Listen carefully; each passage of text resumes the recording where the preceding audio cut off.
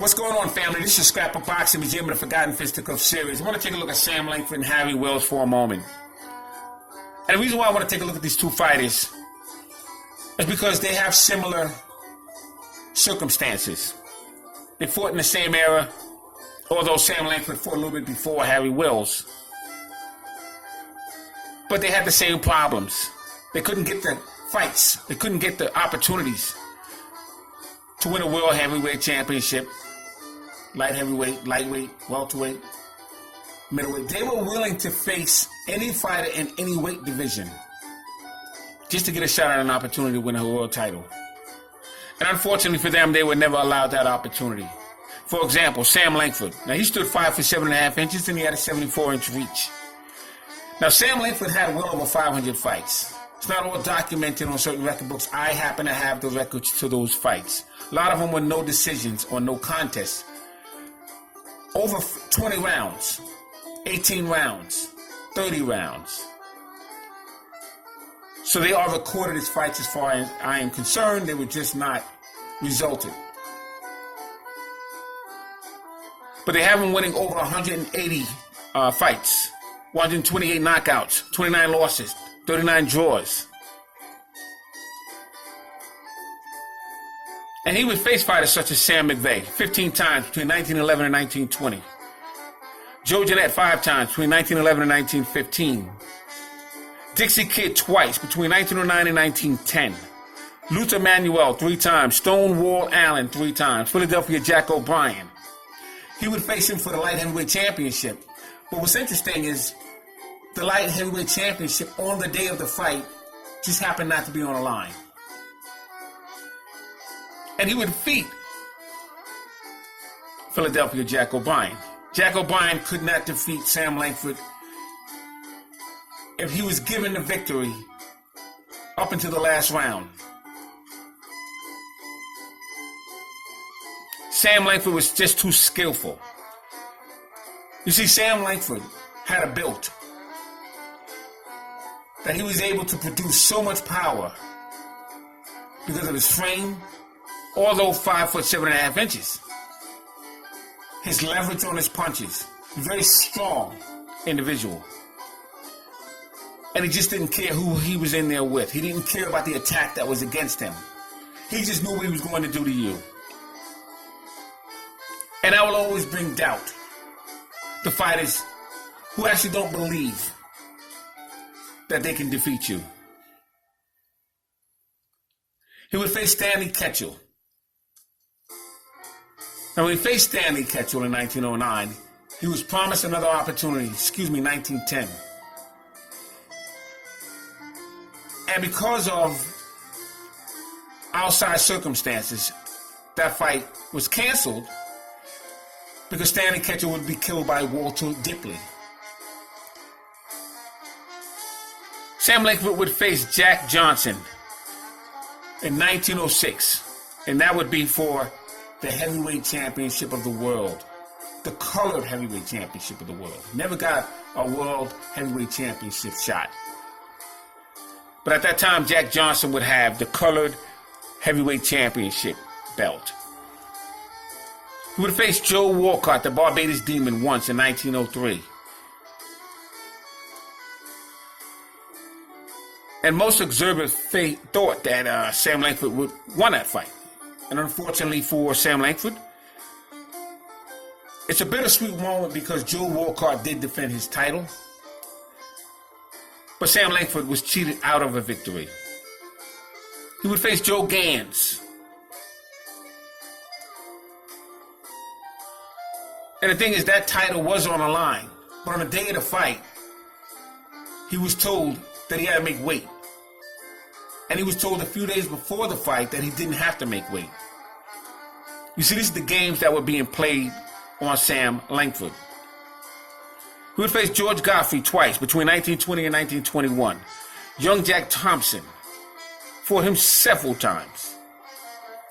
Tiger Flowers, who became the world middleweight champion in 1926 when he would defeat Harry Greb. He faced Harry Greb twice and defeated Harry Greb twice. He would eventually lose his middleweight championship to Mickey Walker, the toy bulldog. Tiger Flowers was a phenomenal fighter. And he was in there with Sam Langford several times. Sam Langford would face Kid Norford. Now, Kid Norford, I have one of the greatest fighters in the entire history of the game. I have him in the top 5, the greatest light heavyweight champions. Now, unfortunately for Kid Norford, it would be the colored light heavyweight championship belt he would own. And he would have his wars with Lee Anderson. But Kid Norford was a phenomenal fighter. He was in there with everyone. He just never got a world championship title shot. Kid Norford would train in Grubb's Gym on 116th Street in Harlem, along with Danny Cox and some of the greats in his era. But in Grubb's Gym, they would produce fighters such as Ray Robinson and Spider Valentine and Sandy Sadler, George Godfrey, many, many fighters. So Kid Norford was an unbelievable fighter. That gym would produce Harry Smith and Jack McVeigh. Amazing. Grubb's Gym, 116th Street. Harry Wiley would be a trainer for many of those fighters. He would face Harry Wills 16 times between 1914 and 1922. Gunbo Smith several times.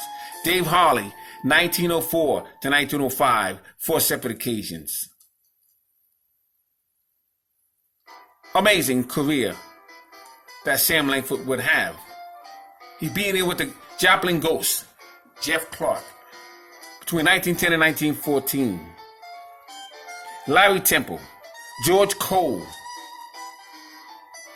Stonewall Allen 3 times, Luther Manuel 3 times. You see, the fighters that I am naming are world-class fighters, Hall of Famers at best.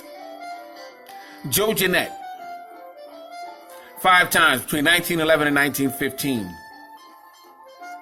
Sam McVeigh, as I mentioned, 15 times between 1911 and 1920. Dixie Kid, twice between 1909 and 1910. Young Peter Jackson, twice. Lee Anderson on 2 separate occasions. And that's not even a handful of fighters that Sam Langford would face. But Sam Langford would win the middleweight championship of the world in the colored division. He would win a colored heavyweight championship of the world. He would hold the Mexican heavyweight championship, Australian heavyweight championship. He would have a heavyweight championship belt of England. Sam Langford, I have ranked number 1, greatest fighter of all times. But he just did not get the opportunities to fight the big fights. And that's an understatement, because the champions that he could have faced, if allowed to, that had world championship belts, many of them were not better than the fighters that he faced. In fact, the fighters that he faced had problems getting fighters from a lot of these champions. Now, who were some of these champions? Jack Dempsey was a heavyweight champion in 1919 when he would knock out Jess Willard in 4 rounds in Toledo, Ohio. And he would lose his championship belt to Gene Tunney in 1926. Soldiers Field in Chicago. Then he would get a rematch with Gene Tunney. And that would be considered the famous long count.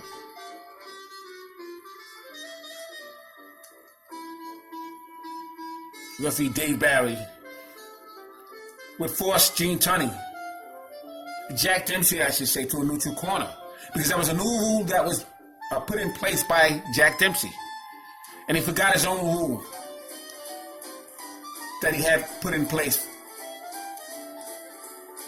And he didn't go to a neutral corner, and 4 seconds elapsed, and Barry Nelson, who happened to be there, had a stopwatch.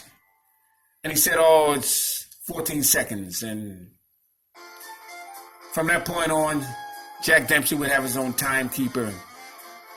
Amazing. Now with Harry Wills, he was promised a heavyweight championship shot in 1924 with Jack Dempsey. And Jack Dempsey reneged on that opportunity. He told him that he had to face Louis Angel Firpo. And so he did, but they did not give the victory to Harry Wills. These are the games that were played with the black fighters.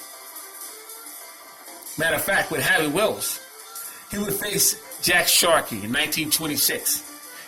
And Jack Dempsey waited to the results of that fight because Harry Wills and Jack Dempsey still had under contract that when he came out of retirement, he would face Harry Wills.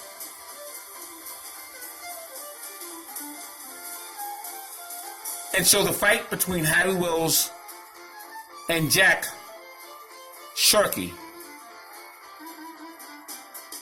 would take place in 1926. And it would disqualify Harry Wills for, as they say, excessive holding. And because of that, they didn't consider it a victory, obviously, because they would disqualify him. And in that contract, you had to defeat the rest of your fighters in order to get shot with me. So when that happened, he was no longer colored heavyweight champion because he was disqualified when he was in the ring with Jack Sharkey in 1926. So they would strip him of his colored heavyweight championship belt. And that belt would now go to George Godfrey. Incredible. Absolutely incredible. Sam Langford had asked Jack Dempsey for a title shot. He had asked Harry Greb for a title shot. He had asked Stanley Ketchum for a title shot. And he was always denied of that opportunity.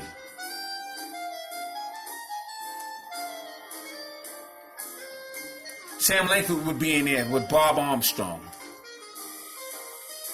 And Bob Armstrong had sparred with Bob Fitzsimmons. He sparred with Jim Jeffries.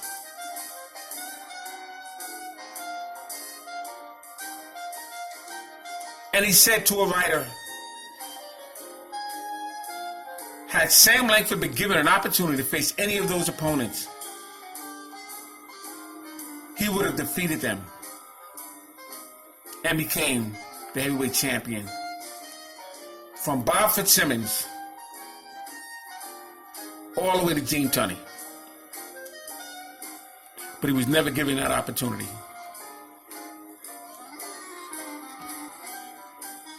Now, Harry Wills, the Black Panther, similar problem. Now, he was 6'2", had an 84-inch reach. He had 522 rounds under his belt. And he himself would hold the colored heavyweight championship belt 3 separate occasions. Now, he would face Jeff Clark 9 times, 1913 and 1922. Bill Tate 6 times, 1916 and 1922. Joe Jeanette 3 times, 1913 and 1919. Sam Langford 16 times, 1914 and 1922. Sam McVeigh 5 times, between 1914 and 1920. Jack Thompson 10 times, between 1916 and 1923. Battling Jim Johnson between 1915 and 1917. Tut Jackson once, 1922. Jim Johnson once in 1921. Kid Norfolk once, 1922. I mean, these are the guys I can think of at the top of my head. He was in there with so many fighters. Like I said, he was cheated at a heavyweight championship shot in 1924 from Jack Dempsey and 1926. He never got an opportunity to face Gene Tunney. I mean, this is unbelievable. Unbelievable. Harry Wills would be in there with George Godfrey. So many great fighters. So I just wanted to point that out because, once again, you'll hear arguments between some so-called historians as to why these guys didn't fight this guy and why he didn't fight this guy and he lost this many fights. And what you don't understand about boxing, at that time, there were newspaper decisions. There were fixed fights. Black fighters were cheated out of victories. If they didn't knock a fighter out, it was considered a loss. The other fighter got the victory, or it would be considered a no decision or no contest. This has happened hundreds and hundreds of times to the black fighters. I've told you in certain documentaries that I have done that there were fighters who were hung. I have reports on that. I just didn't put it on the internet. I actually have the reports on those. I have pictures of fighters being hung on all the newspapers that I have in my possession.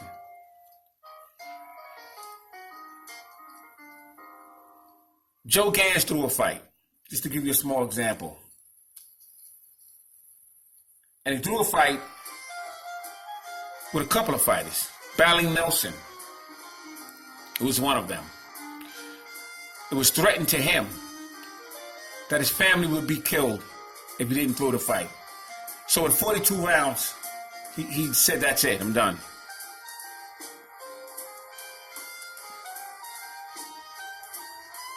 I mean, he fought a fighter by the name of Scully. And because he beat him up so bad, black fighters couldn't fight white fighters for many years. I mean, this is unbelievable what has happened. But I just wanted to bring this to your attention because we need to be reminded from time to time. So when we say the best fighters and when we say pound for pound, we have to look deep into the reality of the sport of boxing. The greatest pound for pound fighters, many of them were black fighters. They just didn't get the opportunities. They didn't get the proper training. I mean, it's just unbelievable of what's been done. Now, when you go to the next phase of Black Murderers Row, you start looking at fighters such as Harry Smith and Jack McVeigh and Kid Norford and George Godfrey, Allentown Joe Gans, Nobby Joe Gans. They all had the same problem. And then you move up to the third tier of Black Murderers Row. And you have Holman Williams, Charlie Burley. I mean, the names that I'm naming here are unbelievable.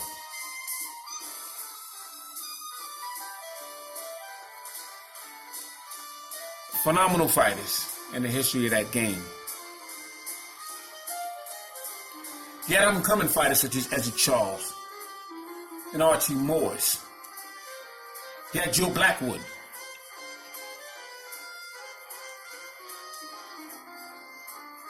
I mean, Jimmy Bivens didn't get the kind of shots he should have gotten on that level. Lloyd Marshall, an outstanding fighter. He was. Take a look at Lloyd Marshall's record and take a look at his career. Eddie Booker. I mean, when you take a look at Coco Kidd's career,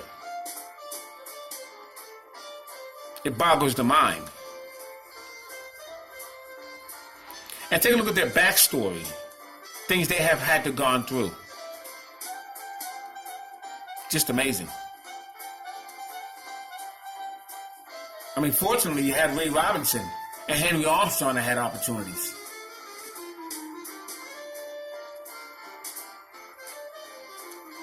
But there were a lot of fighters that didn't get the shots.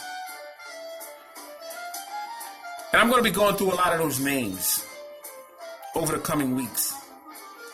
Now, I've spoken a lot about the black fighters during the course of my stay on YouTube. But I'm going to get into them a little more deeper.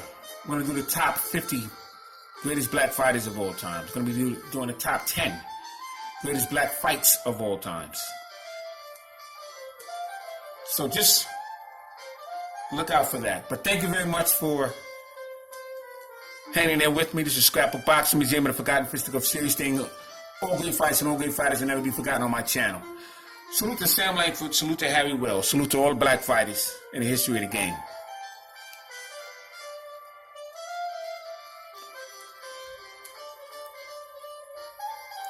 Salute.